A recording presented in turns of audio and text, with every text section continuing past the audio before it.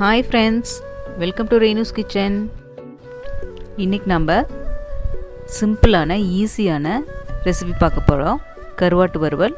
இன்றைக்கி குட்டி கருவாடு வச்சு எப்படி வறுவல் செய்யுதுன்னு நம்ம பார்க்கலாம் வாங்க.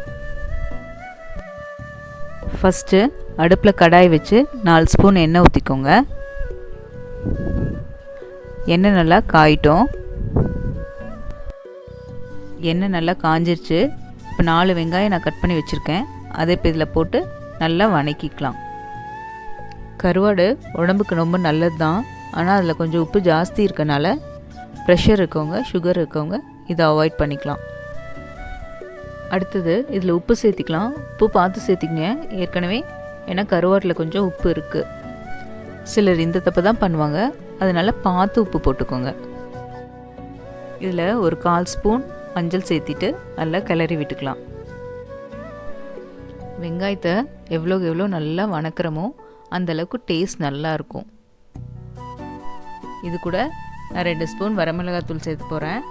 உங்களுக்கு காரத்துக்கு தகுந்த மாதிரி இது கூட்டவோ குறைக்கவோ நீங்கள் செஞ்சுக்கோங்க. இப்போது இதை நல்லா ஒரு கிளறி விட்டுக்கோங்க. பச்சை வாசலாம் போகிற வரைக்கும் நல்லா வணக்கிக்கோங்க. இந்த கருவாடு வறுவலுக்கு வெங்காயம் நிறைய போட்டிங்கன்னா தான் நல்லா டேஸ்ட்டாக இருக்கும். நான் இன்றைக்கி 50 கிராம் குட்டி கருவாடு எடுத்திருக்கேன்.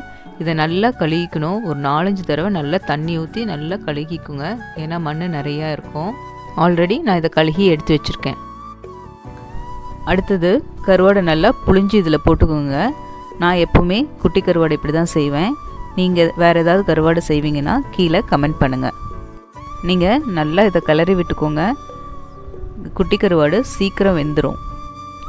இதுக்கு தண்ணியெல்லாம் ஊற்ற தேவையில்லை. சும்மா கொஞ்சமாக தண்ணி தெளித்து விட்டிங்களாவே போதும், நல்லா வெந்துடும்.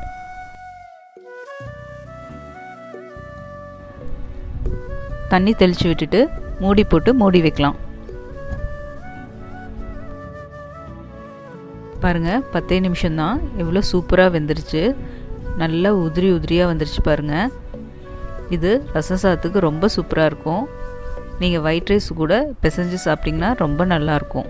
பாருங்கள், 10 நிமிஷத்தில் நம்ம கருவாடு வறுவல் ரெடி. இந்த ரெசிபி உங்களுக்கு ரொம்ப பிடிச்சிருக்குன்னு நினைக்கிறேன். இதே மாதிரி ஒரு நல்ல ரெசிபியோட நெக்ஸ்ட் வீடியோவில் நம்ம பார்க்கலாம். தேங்க்யூ.